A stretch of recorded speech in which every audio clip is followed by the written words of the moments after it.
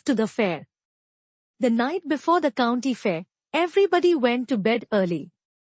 Fern and Avery were in bed by 8. Avery lay dreaming that the Ferris wheel had stopped and that he was in the top car. Fern lay dreaming that she was getting sick in the swings. Lovey was in bed by 8:30.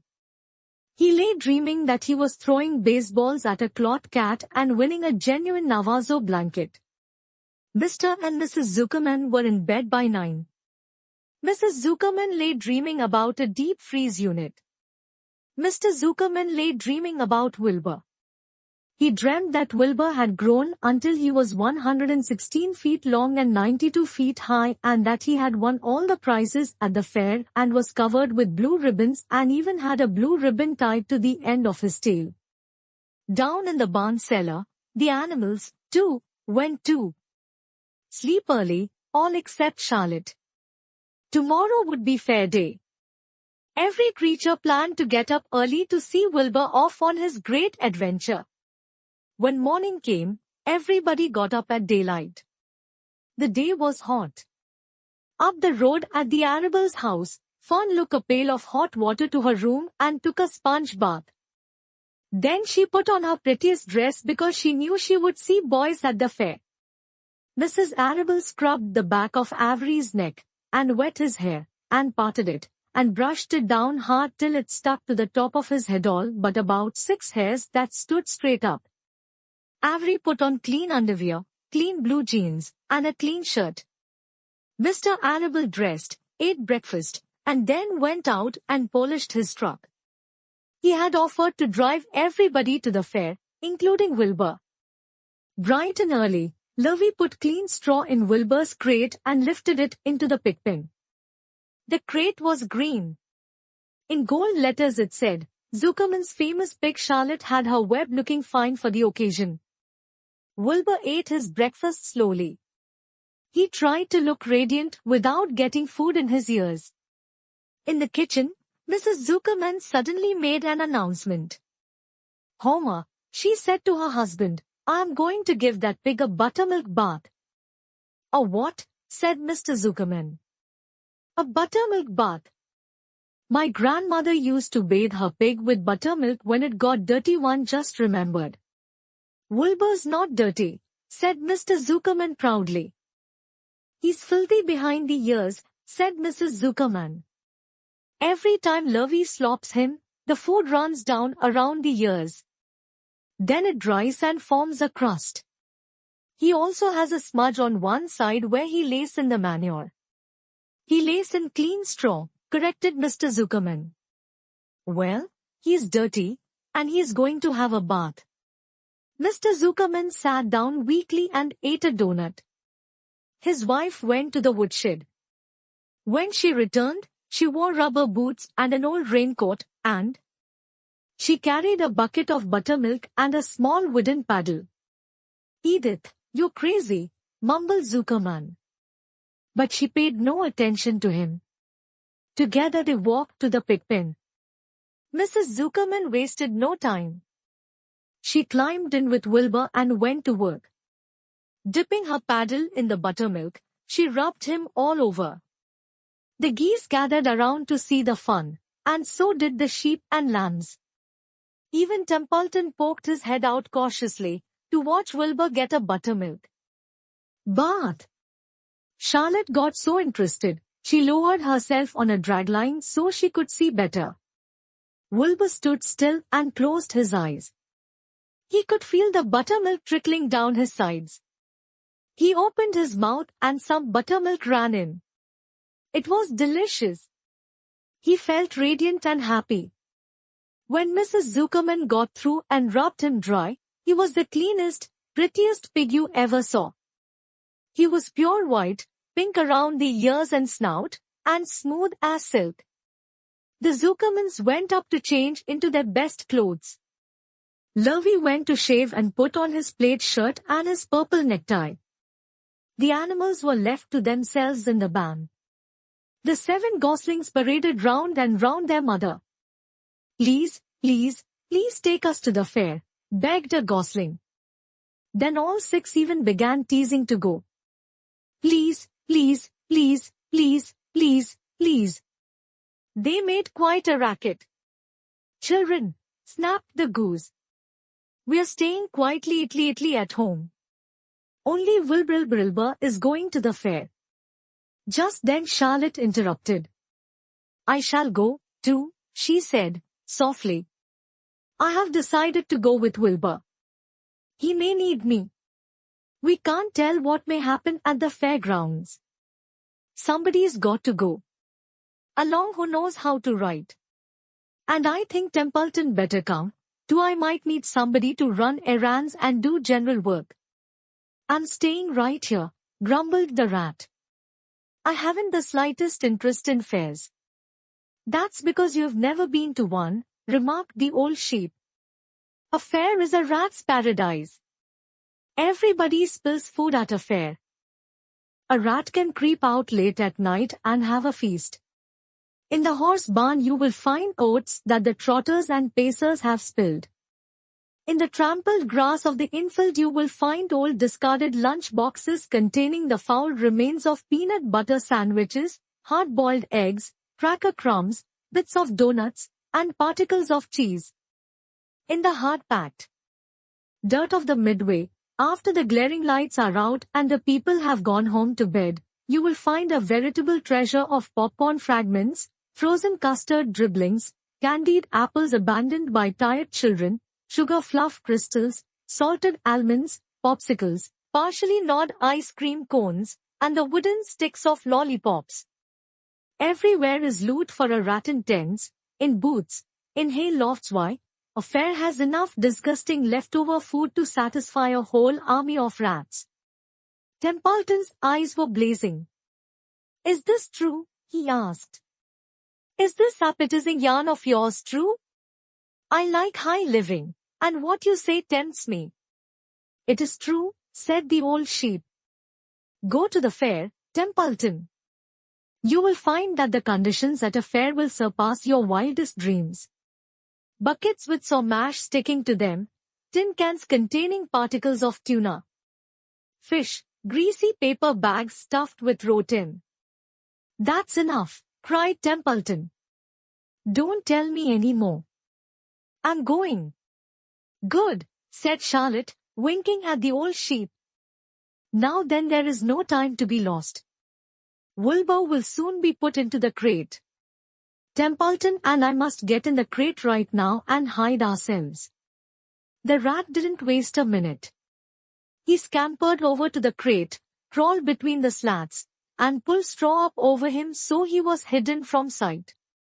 All right, said Charlotte, I'm next. She sailed into the air, let out a dragline, and dropped gently to the ground. Then she climbed the side of the crate and hid herself inside a knothole in the top board. The old sheep nodded. What a cargo, she said. That sign ought to say, Zuckerman's famous pig and 2 stowaways. Look out, the people are coming, shouted the gander. Cheese it, cheese it, cheese it. The big truck with Mr. Arable at the wheel backed slowly down toward the barnyard. Lurvy and Mr. Zuckerman walked alongside. Fern and Avery were standing in the body of the truck hanging on to the sideboards. Listen to me, whispered the old sheep to Wilbur. When they open the crate and try to put you in, struggle. Don't go without a tussle. Pigs always resist when they are being loaded. If I struggle I will get dirty, said Wilbur. Never mind that, do as I say. Struggle.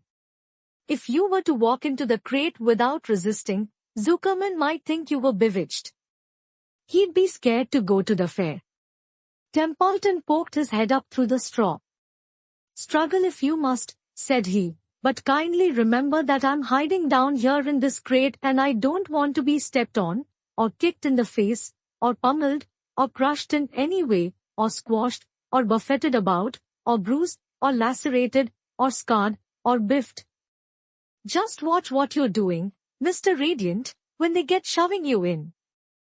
Be quiet, Templeton, said the sheep. Pull in your head, they're coming. Look, Radiant, Wilbur. Lay low, Charlotte. Talk it up, geese. The truck backed slowly to the pigpen and stopped. Mr. Arable cut the motor, got out, walked around to the rear, and lowered the tailgate. The geese cheered. Mrs. Arable got out of the truck. Fun and a very jump to the ground. Mrs. Zuckerman came walking down from the house. Everybody lined up at the fence and stood for a moment admiring Wilbur and the beautiful green crate. Nobody realized that the crate already contained a rat and a spider. "That's some pig," said Mrs. Arable. "He's terrific," said Lovey. "He's very radiant," said Fern, remembering the day he was born. "Well," said Mrs. Zuckerman, "he's clean, anyway." The buttermilk certainly helped. Mr. Arable studied Wilbur carefully. "Yes, he's a wonderful pig," he said. "It's hard to believe that he was the runt of the litter. You'll get some extra good ham and bacon, Homer, when it comes time to kill that pig." Wilbur heard these words and his heart almost stopped. "I think I'm going to faint," he whispered to the old sheep, who was watching. "Kneel down," whispered the old sheep. "Let the blood rush to your head." Wilbur sunk to his knees, all radiance gone. His eyes closed. "Look," screamed Fern. "He's fading away." "Hey, watch me," yelled Avery, crawling on all fours into the crate. "I'm a pig! I'm a pig!" Avery's foot touched Templeton under the straw. "What a mess," thought the rat. "What fantastic creatures boys are. Why did I let myself in for this?" The geese saw Avery in the crate and cheered. "Avery, you get out of that crate this instant," commanded his mother. "What do you think you are?" "I'm a pig," cried Avery, tossing handfuls of straw into the air. "Oink, oink, oink." "The truck is rolling away, Papa," said Fern. The truck, with no one at the wheel, had started to roll downhill. Mr. Arable dashed to the driver's seat and pulled on the emergency brake. The truck stopped. The geese cheered. Charlotte crouched and made herself as small as possible in the knothole, so Avery wouldn't see her. "Come out at once," cried Mrs. Arable. Avery crawled out of the crate on hands and knees, making faces at Wilbur. Wilbur fainted away. "The pig has passed out," said Mrs. Zuckerman. "Throw water on him." "Throw buttermilk," suggested Avery. The geese cheered. Lovey ran for a pail of water. Fern climbed into the pen and knelt by Wilbur's side. "It's sunstroke," said Zuckerman. "The heat is too much for him." "Maybe he's dead," said Avery. "Come out of that pigpen immediately," cried Mrs. Arable. Avery obeyed his mother and climbed into the back of the truck so he could see better. Lovey returned with cold water and dashed it on Wilbur. "Throw some on me," cried Avery. "I'm hot, too." "Oh, keep quiet," hollered Fern. "Keep cute." Her eyes were brimming with tears. Wilbur, feeling the cold water, came too.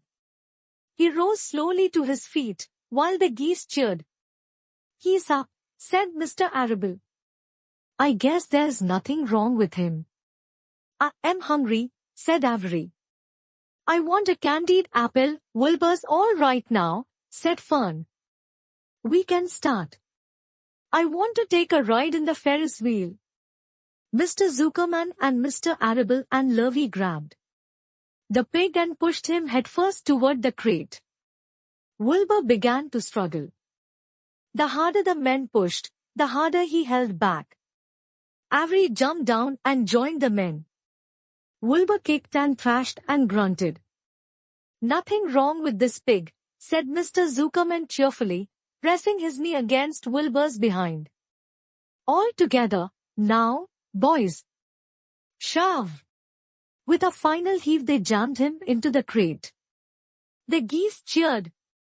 Lovey nailed some boards across the end, so Wilbur couldn't back out. Then, using all their strength, the men picked up the crate and heaved it aboard the truck. They did not know that under the straw was a rat, and inside a knothole was a big grey spider. They saw only a pig. "Everybody in," called Mr. Arable. He started the motor. The ladies climbed in beside him. Mr. Zuckerman and Lovey and Fern and Avery rode in back, hanging onto the sideboards. The truck began to move ahead. The geese cheered. The children answered their cheer, and away went everybody to the fair.